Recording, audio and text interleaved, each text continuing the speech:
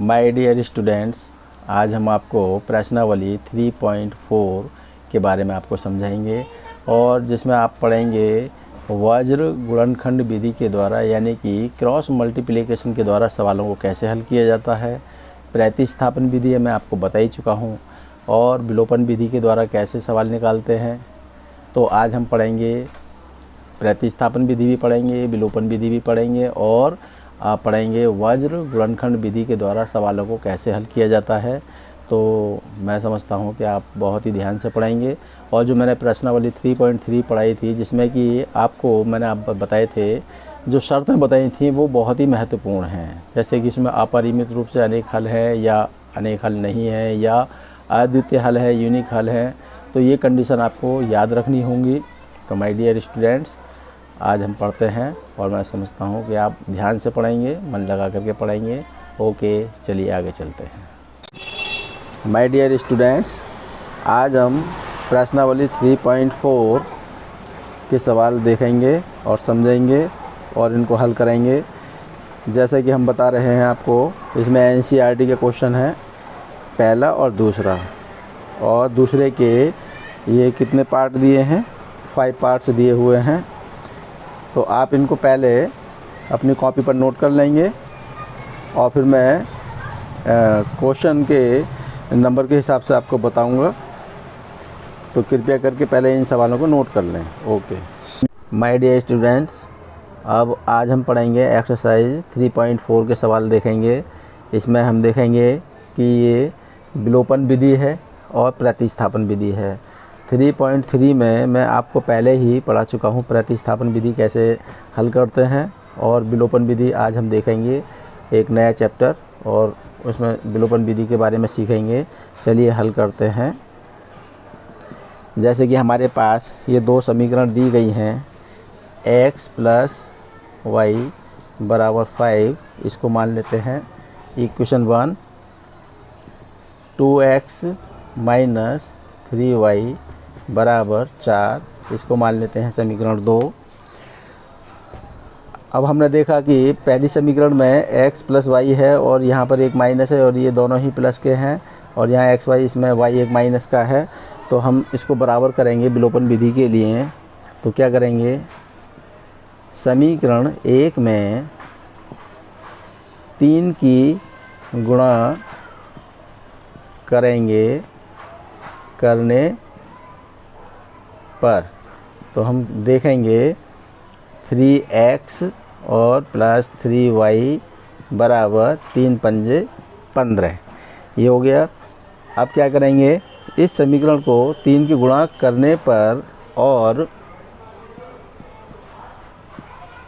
समीकरण 2 को जोड़ने पर। अब जोड़ने पर क्यों लिखा हमने? क्योंकि हम जानते हैं कि इसके x और y दोनों ही प्लस के हैं और इसके x और y, इसमें एक y माइनस का है। तो देखेंगे 2x - 3y = 4। इसलिए ऐसा करते हैं कि इसमें एक टर्म्स बराबर हो जाए। तो ये बराबर हो गया। अब हम इसको लिख सकते हैं 3x और 2x 5x = 15 और 4 = 19। अब हम निकालेंगे x का मान निकालने के लिए 5 का भाग 19 में देंगे, 19/5। अब क्या करेंगे, x = 19/5 को हम किसी भी समीकरण 1 में रख सकते हैं। तो हम यहाँ लिख सकते हैं कि x = 19/5 समीकरण 1 में रखने पर, तो हमें क्या प्राप्त होता है? समीकरण 1 है x + y = 5, तो हमें x की जगह पर क्या रखना होगा? 19/5 प्लस y = 5। अब y 19/5 को पक्षांतर करने पर तो ये माइनस का 19/5, 5 की गुणा 5 में करने पर 25 - 19/5 बराबर 25 में से 19 माइनस करेंगे तो 6/5। तो हमारे पास दो मान प्राप्त होते हैं। x बराबर क्या प्राप्त हुआ था? 19/5 और y बराबर 6/5। तो इसमें हमने देखा कि विलोपन विधि में क्या करना होता है, यदि दोनों मान प्लस के हैं और यहाँ पर एक मान माइनस का है तो ये काम हम जोड़ने पर करेंगे।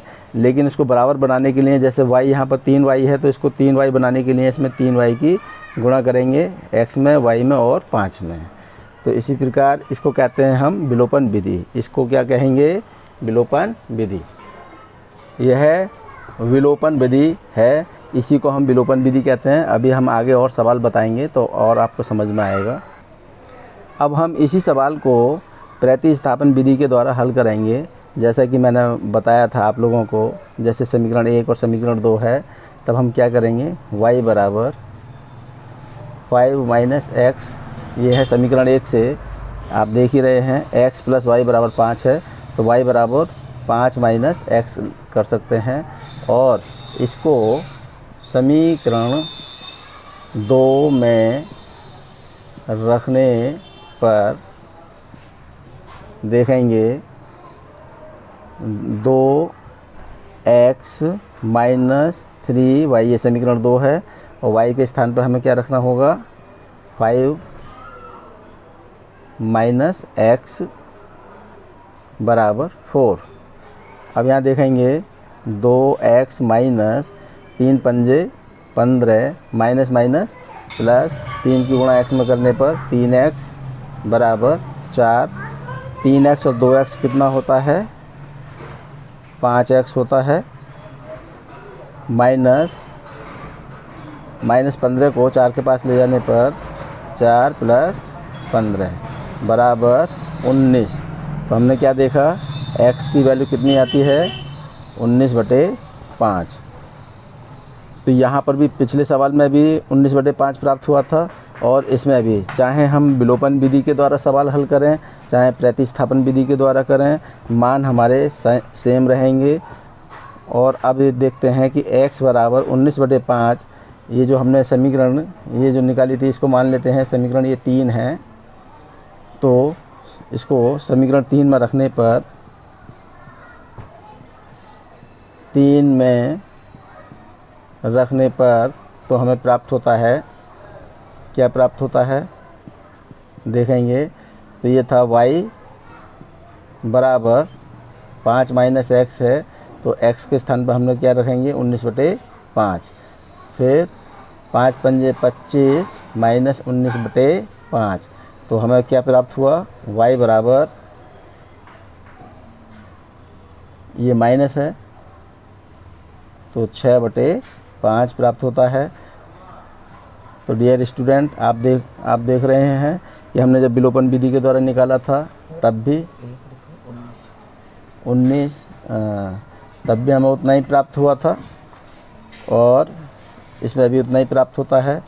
तब लिखेंगे कि x बराबर कितना है, 19/5 और y बराबर 6/5 प्राप्त होता है। इस प्रकार से इनको हल करना है, यही इसका हल है। आप देखते हैं चौथा सवाल, इसमें दिया है x/2 + 2y/3 बराबर -1 और x - y/3 बराबर 3, इस प्रकार से दिया हुआ है। तो इसने कहा है कि विलोपन विधि द्वारा निकालिए और प्रतिस्थापन विधि से हल करिए। तब हम देखेंगे इसको, पहले विलोपन विधि के द्वारा देखते हैं। विलोपन विधि द्वारा इस सवाल को हल करेंगे तो हमारे पास समीकरण क्या है, ध्यान देंगे, x/2 + 2y/3 बराबर -1, इसको मानेंगे समीकरण 1, और x - y/3 बराबर 3, इसको मानेंगे समीकरण 2। अब यहाँ देखते हैं कि दोनों मान प्लस के हैं, इसमें एक मान माइनस का है, तब इसको बराबर कर लेंगे। जैसे कि इसमें क्या कमी है, इसमें y, इसमें एक y है, इसमें 2y है, तो हम क्या करते हैं, समीकरण 2 में 2 की गुणा करके समीकरण 1 में जोड़ने पर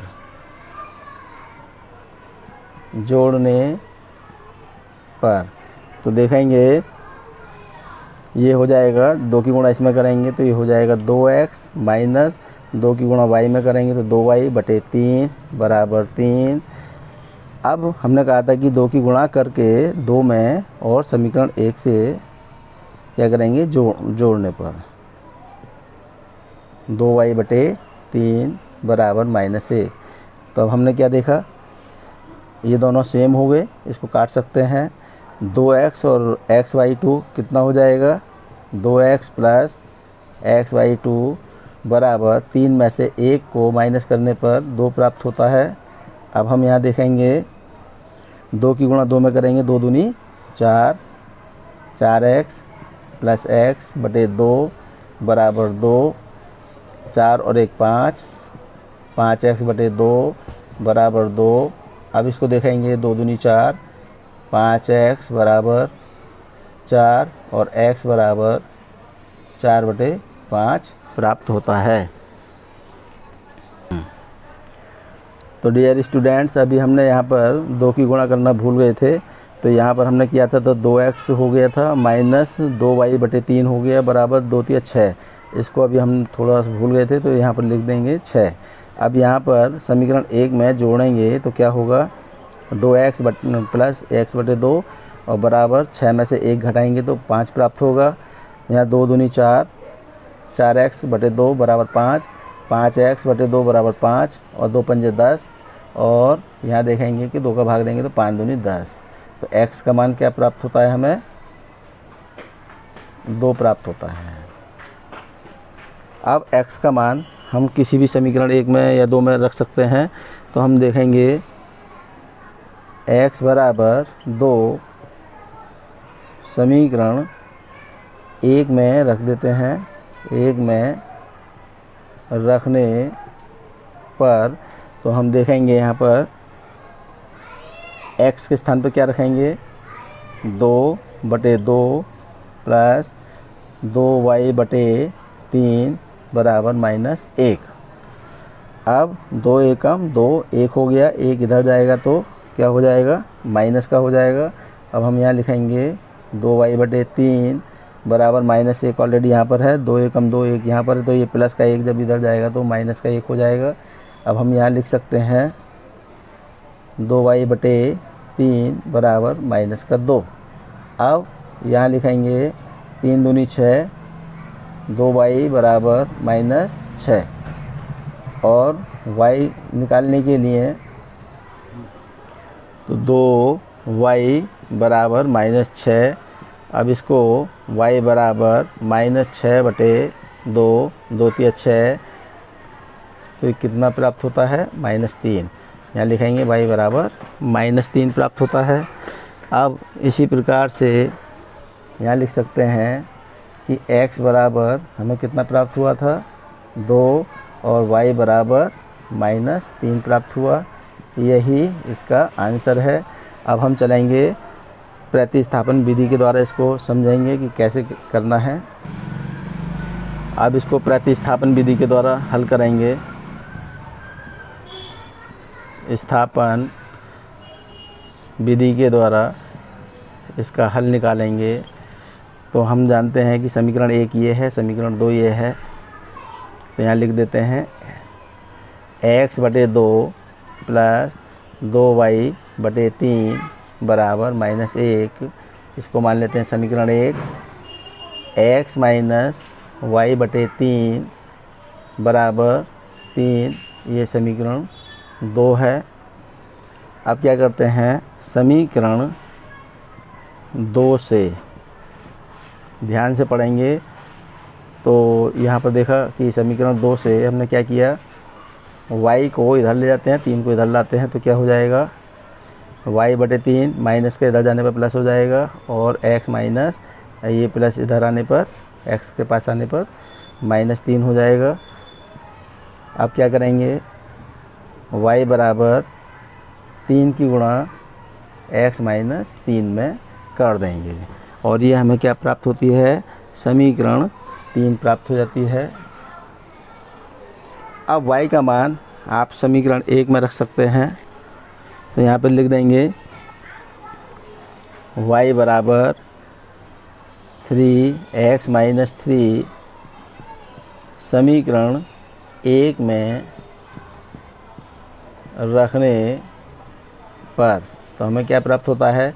समीकरण 1 ये है और हमें y के स्थान पर रखना है, तो x/2 प्लस 2 y के स्थान पर हमें क्या रखना है 3x-3/3 बराबर 3। इसको इस प्रकार से रख देंगे। अब इसको हल करेंगे। x/2 तो यहाँ -1 रख दिया और ये यहाँ देखेंगे 2 3 6, 6 की गुणा x में करेंगे तो 6x प्राप्त हो गया। 2 3 6, 6x माइनस 2 3 6 और 6 3 18 बटे 3 प्राप्त हुआ। या हम 3 को 3 से भी काट सकते थे, इसको 3 से, क्योंकि ये सब गुणा में है। चलिए बराबर -1, इसमें से 3 कॉमन ले लिया जाए तो क्या होगा x/2 प्लस 3 कॉमन ले लिया जाए तो 3 दूनी 6 x माइनस 3 6 18 और बटे 3 बराबर -1। 3 से 3 को कैंसिल कर सकते हैं। अब हमें प्राप्त होता है x/2 प्लस 2x - 6 बराबर -1। 2 की गुणा इसमें करेंगे तो ये हो जाएगा x प्लस 2 दूनी 4x माइनस 2 12 और बराबर 2 की गुणा अब -1 में करेंगे तो -2 एकम 2, 4x और 1x कितना प्राप्त हुआ 5x माइनस 12 बराबर -2। यहाँ देखेंगे 5x बराबर माइनस के 10 पक्षांतर करने पर प्लस के 12 माइनस का 2 बराबर 12 में से 2 घटाने पर 10 प्राप्त होता है और x बराबर 10/5, 5 दूनी 10। तो हमने देखा कि x बराबर 2 प्राप्त हुआ। अब इसका मान समीकरण 2 में रखने पर x बराबर 2 क्या करना है, समीकरण इस 3 में रख देंगे। 3 में रखने पर क्या मिला हमें, y बराबर 3, x के स्थान पर 2 रखना है तो यहाँ रखेंगे 2 - 3 तो प्राप्त होता है 3 गुणा -1 बराबर -3। तो हमें मिला y बराबर -3। जब हमने विलोपन विधि के द्वारा हल किया था तब भी x बराबर 2 प्राप्त हुआ था और y बराबर -3 प्राप्त हुआ था। तो डियर स्टूडेंट, इस प्रकार से हमें इन सवालों को हल करना है।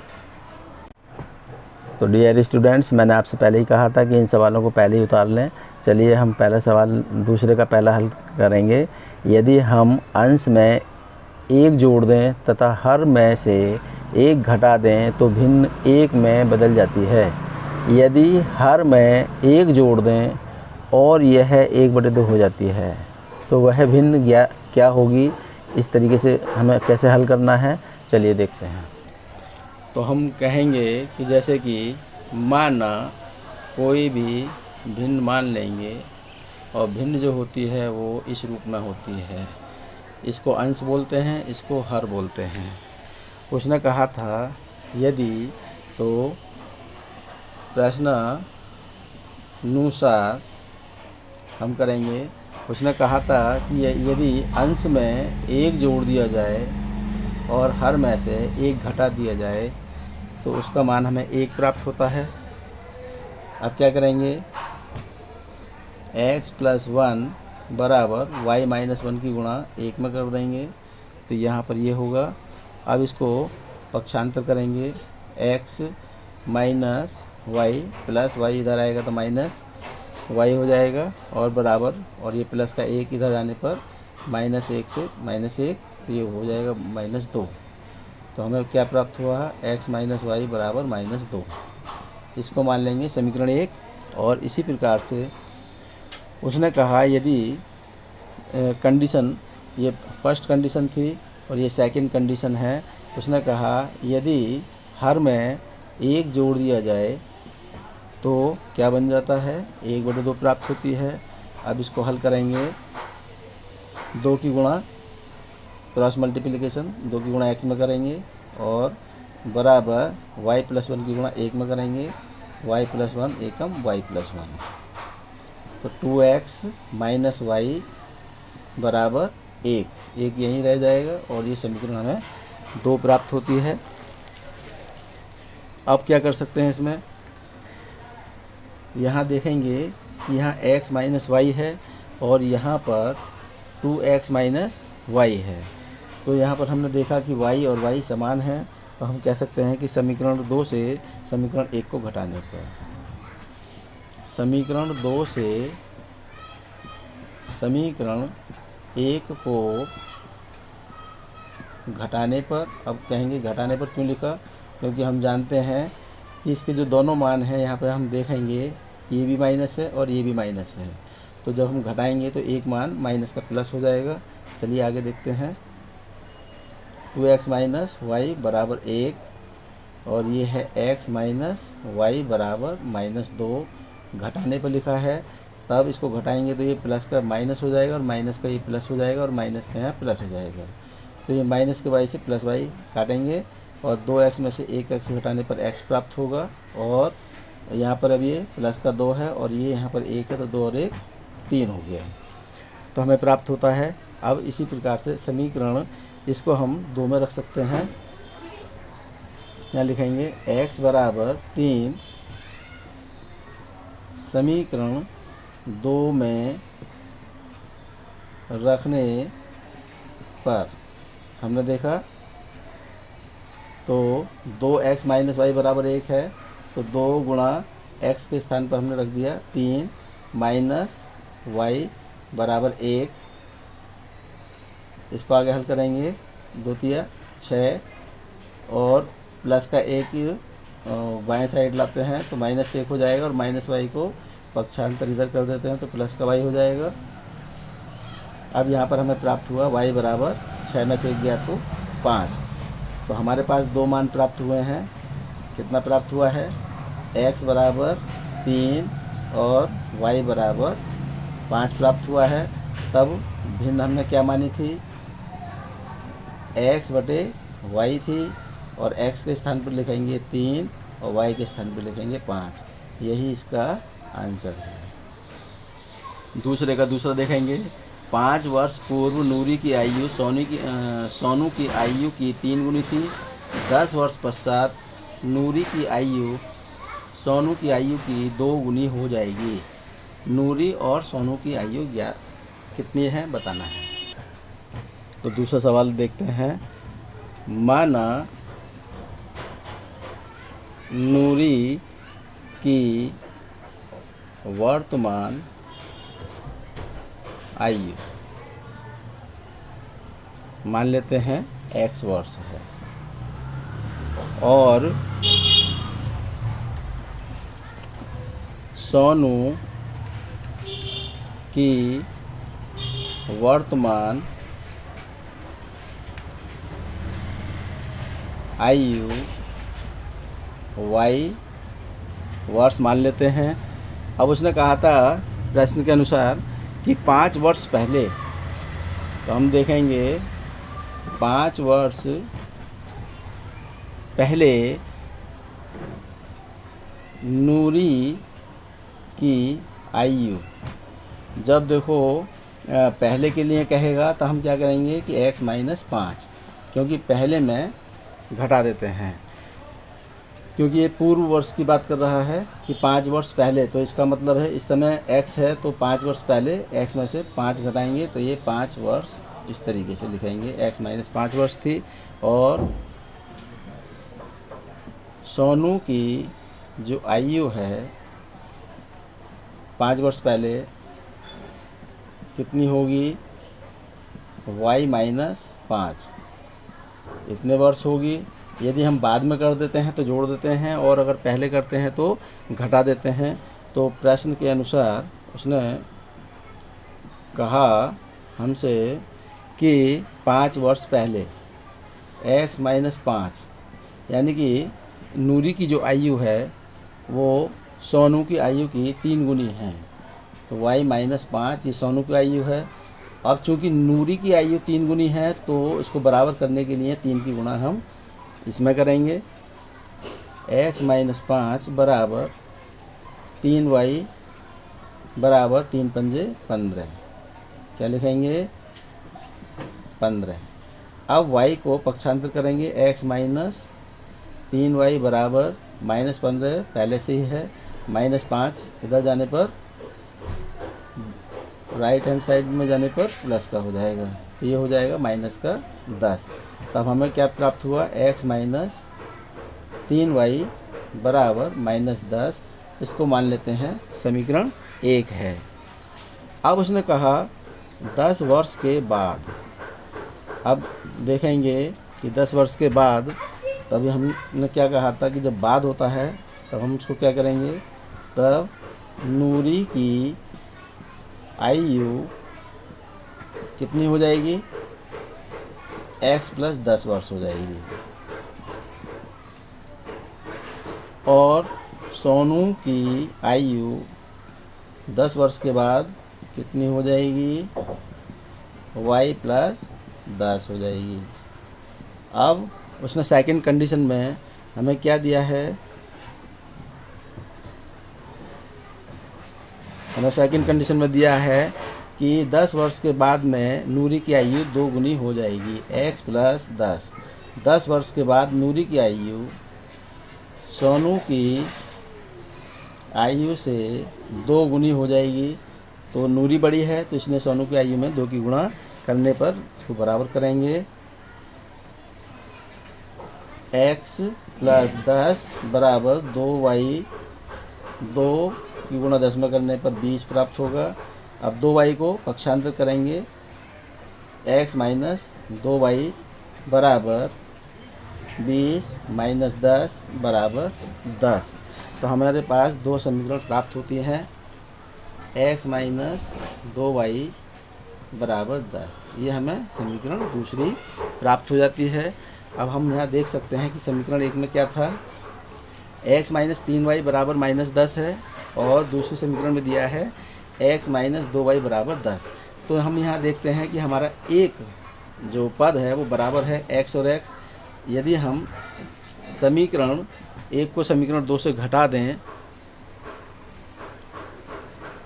यहाँ लिख देंगे समीकरण, किसी भी समीकरण को किसी से घटा सकते हैं, तो हम यहाँ लिख देंगे समीकरण 2 से समीकरण 1 को घटाने पर, तो क्या करना है, x माइनस समीकरण 2 से समीकरण 1 को घटाना है, तो 2y बराबर 10। यहाँ लिखेंगे x माइनस 3y बराबर -10। अब चूंकि घटाना है तो माइनस, ये प्लस, और ये माइनस का हो जाएगा प्लस, तो ये बराबर है, काट देंगे इसको, और प्लस के 3y में से 2y घटाएंगे तो 1y बचेगा, और क्या प्राप्त होगा 10, और ये 10 कितना हुआ 20। अब y बराबर हमारे पास कितना आया 20। इसको किसी भी समीकरण 1 में या 2 में रखने पर, समीकरण अगर मान के चलिए हमने 2 में रख देते हैं, रखने पर, तो समीकरण 2 कौन सी है, x माइनस 2 गुणा y के स्थान पर हमें क्या रखना होगा 20 बराबर 10, x माइनस 20 दूनी 40 बराबर 10, और x बराबर 10 माइनस का 40 राइट हैंड साइड में जाने पर प्लस का हो जाएगा, और बराबर 50 प्राप्त होता है। तब हमने क्या माना था, नूरी को माना था x। तब यहाँ लिखेंगे नूरी की वर्तमान आयु कितनी है 50 वर्ष है, और सोनू की आयु कितनी है, y का मान प्राप्त हुआ है 20। तब यहाँ लिखेंगे 20 वर्ष है। ओके, प्रश्न नंबर 2 का तीसरा देखेंगे, दो अंकों की संख्या के अंकों का योग 9 है। इस संख्या को का 9 गुना संख्या के अंकों को पलटने से बनी संख्या को का 2 गुना है, वह संख्या ज्ञात कीजिए। चलिए, माना इकाई का अंक मान लेते हैं x है और तथा दहाई का अंक बराबर y मान लेते हैं। तब हमारे पास संख्या क्या प्राप्त होगी, ये हम कक्षा 8 में भी पढ़ चुके हैं। जैसे कि जब हमें दहाई के स्थान पर लिखना होता है तो उसमें 10 की गुणा करते हैं और इकाई के स्थान पर लिखना होता है तो इस प्रकार से लिखते हैं। अब प्रश्नानुसार उसने क्या कहा हमसे, तो हल करेंगे।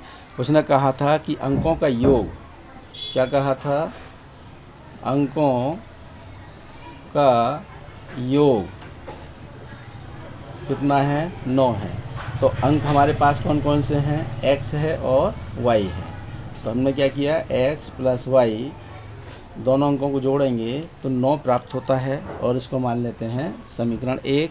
फिर उसने कहा कि अंकों को पलटने पर क्या प्राप्त होगा, यदि हम अंकों को पलट देते हैं,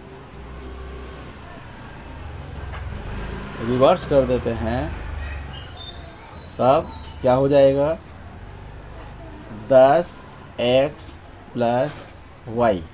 यहाँ देख रहे हैं इकाई का अंक x है इस समय और दहाई का अंक y है। तो जब हम अंकों को पलटेंगे तो क्या हो जाएगा, 10x प्लस y हमें प्राप्त होगा। तो ये हमारे पास एक नई संख्या प्राप्त हुई है। तो नई संख्या जो मिली हमें क्या प्राप्त होती है, 10x प्लस y प्राप्त होती है। अब उसने कहा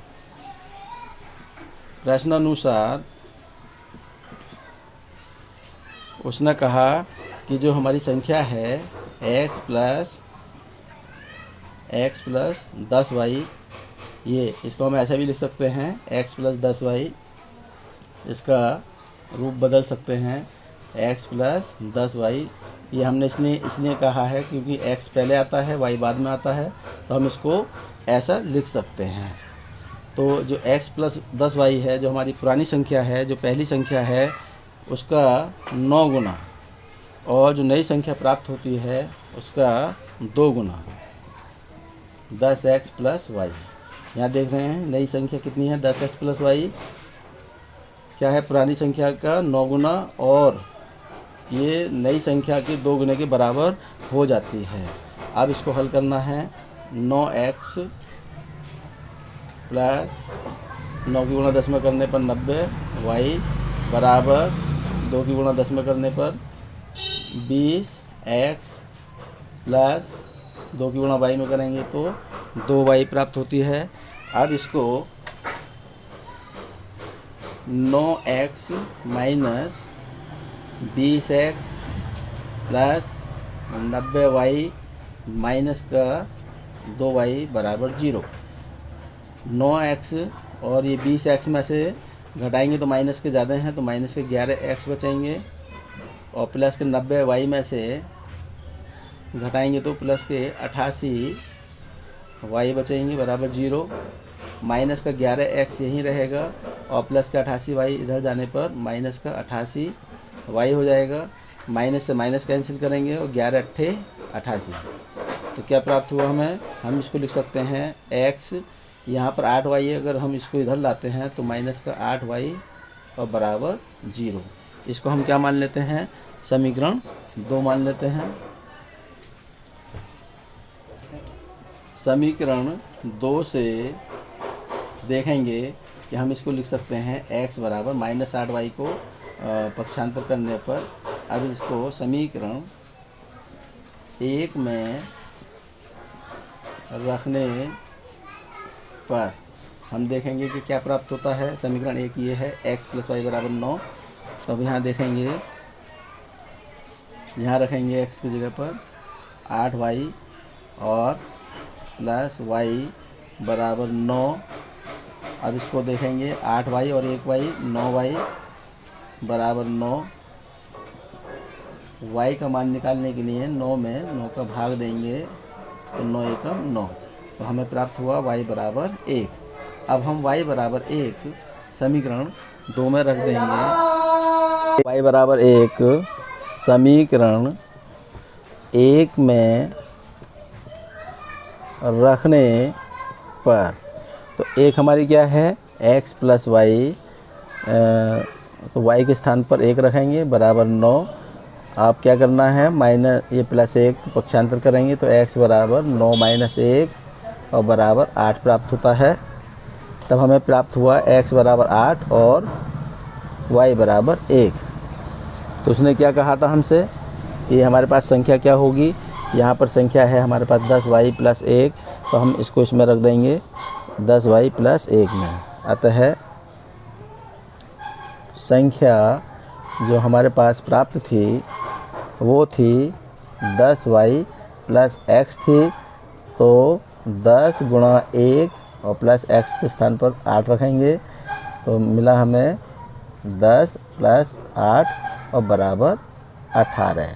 यही इसका आंसर है, यही 2 अंकों की संख्या है।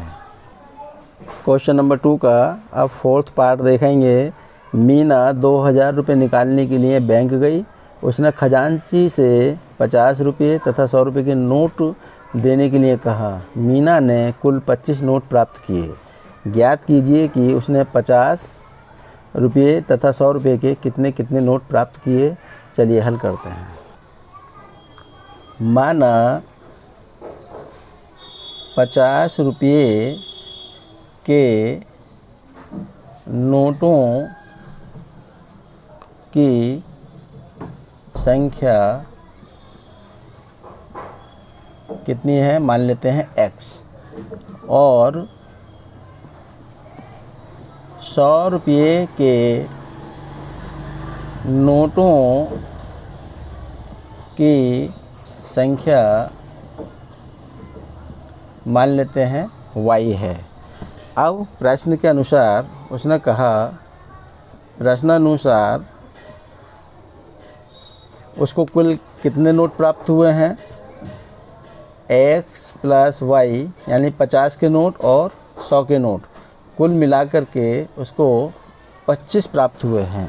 इसको हम मान लेते हैं समीकरण 1, और उसने मान लेते हैं कि 50 के नोटों की संख्या x है, तो ये मान लेते हैं कि 50x, यानी कि अब जितने भी होंगे 50 रुपये के जो नोट होंगे, मान के चलिए 2 हैं, 5 हैं, 10 हैं, तो इतने प्राप्त हुए, और 100 के नोटों की जो संख्या है वो y है, तो कुल मिला के y प्राप्त हुए, और कुल मिलाकर के उसको कितने प्राप्त हुए 2000।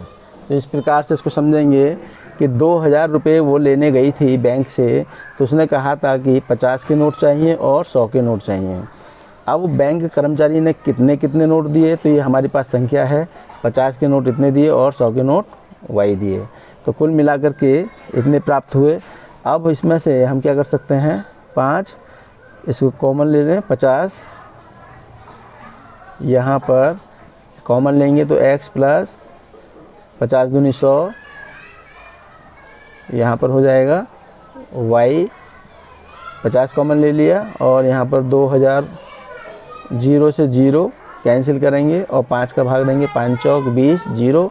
अब इसको लिख सकते हैं x प्लस 2y बराबर 40। ये प्राप्त होती है हमें समीकरण 2। अब हमने देखा यहाँ पर कि x प्लस वाई बराबर 25 है और x प्लस 2y बराबर 40 है, तो ये हम देखते हैं कि दोनों ही पद धनात्मक हैं, यहाँ पर भी धनात्मक हैं, तो क्यों ना हम समीकरण 2 से समीकरण 1 को घटाएं, घटाने पर तब देखते हैं x प्लस 2y बराबर 40 और x प्लस y बराबर 25। घटाने से साइन सब माइनस हो जाएंगे, से काटेंगे, 2y में से 1y घटाएंगे तो 1y बराबर 40 में से 25 घटाएंगे तो 15। तो इसका मतलब है 15 नोट हमें y 100 के नोटों की संख्या y प्राप्त हुई कितनी 15। अब यहाँ पर लिखेंगे y का मान समीकरण 1 में रखने पर, y का मान समीकरण 1 में रखने पर तो हम देखेंगे x प्लस वाई के स्थान पर हमने रखा 15 और बराबर 25, x बराबर 25 माइनस 15 बराबर 25 में से 15 घटाएंगे तो 10 प्राप्त होगा। अब हम यहाँ लिख सकते हैं अतः 50 रुपये की जो नोट प्राप्त हुए हैं के नोटों की संख्या कितनी प्राप्त हुई है हमें 10 और 100 रुपये के नोटों की संख्या कितनी प्राप्त होती है हमें 15। तो यहाँ लिखेंगे 15। इस प्रकार से हल करना होगा। इन सवालों को ध्यान से पढ़िए। प्रश्न नंबर 2 का 5वां सवाल देखेंगे। किराए पर पुस्तकें देने वाले किसी पुस्तकालय का प्रथम 3 दिनों का एक नियत किराया है तथा उसके बाद प्रत्येक अतिरिक्त दिन का अलग किराया है। सरिता ने 7 दिनों तक एक पुस्तक रखने के लिए 27 रुपये अदा किए, जबकि सुशी ने एक पुस्तक 5 दिनों तक रखने के 21 रुपये अदा किए।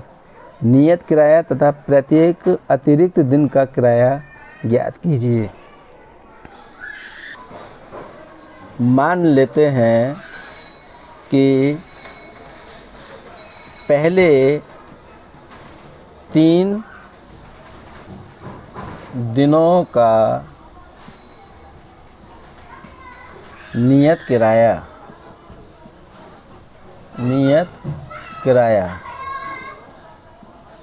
मान लेते हैं x रुपये है। पहले 3 दिनों का नियत किराया x रुपये मान लिया तथा प्रत्येक दिन का जो अतिरिक्त किराया है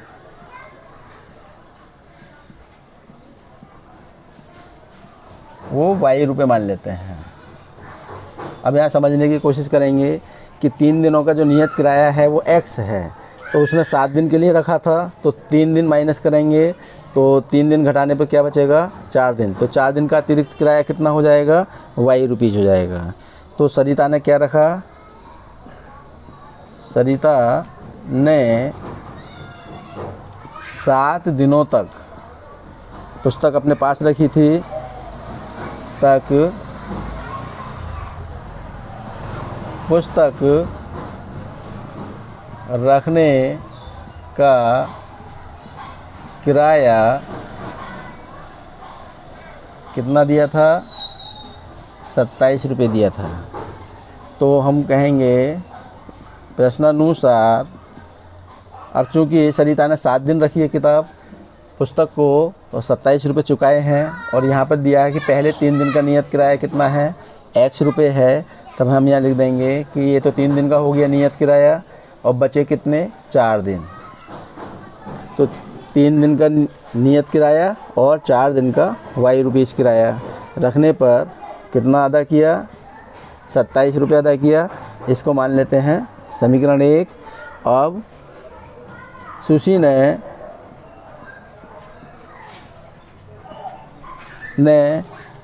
5 दिनों के लिए रखा था, 5 दिनों तक पुस्तक रखने का किराया जो अदा किया पुस्तकालय को कितना किया, उसने किया था 21 रुपये। तब 3 दिन का किराया तो निश्चित ये हो गया और 5 दिन के लिए रखी थी तो 5 में से 3 दिन घटाएंगे तो कितना बचा 2 दिन बचा और 2 दिन का क्या हुआ अतिरिक्त किराया कितना हुआ 2y और ये कुल मिलाकर के कितना देना पड़ा 21 रुपये देना पड़ा। तो माय डियर स्टूडेंट, इस बात का ध्यान रखना है कि नियत किराया 3 दिन का है और कुल मिला के उसने 7 दिन रखी, तो 3 दिन ये और 4 दिन ये। 4 दिन का अतिरिक्त किराया y रुपये, 3 दिन का किराया नियत ये हो गया, और 3 और 2 5, 5 दिन, यानी कि 2 दिन का अतिरिक्त किराया y रुपये। तो कुल मिलाकर के 21 रुपये उसको चुकाने पड़े। अब समीकरण 1 में से समीकरण 2 को घटाने पर, समीकरण 1 से समीकरण 2 को घटाने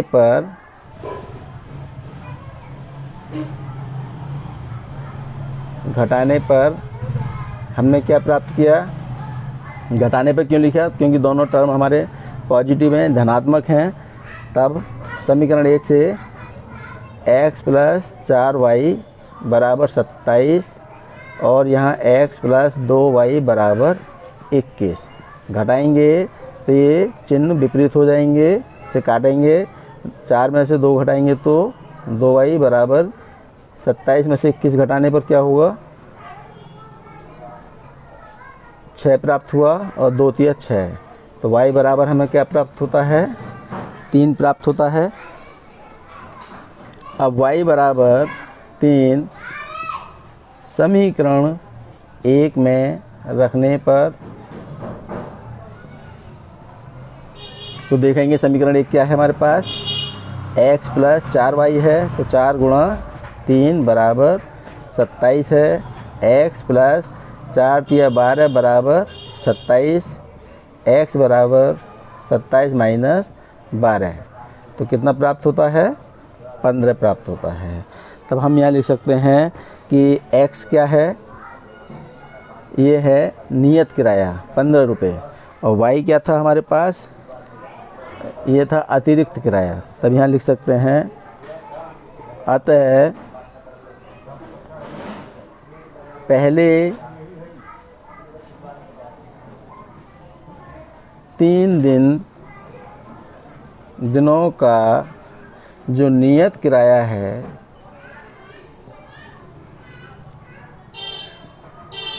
कितना है?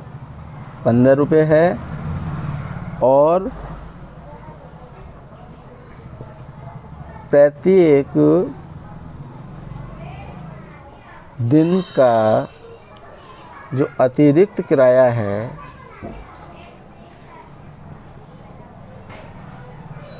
किराया कितना होगा? हमने कितना निकाला था? y का मान 3, तो 3 रुपये के हिसाब से हमें देना होगा प्रत्येक दिन। तो 3 × 4 = 12 और 15 = 27, और इसी प्रकार से 3 दूनी 6 और 15 = 21। इस प्रकार से हम हल करेंगे।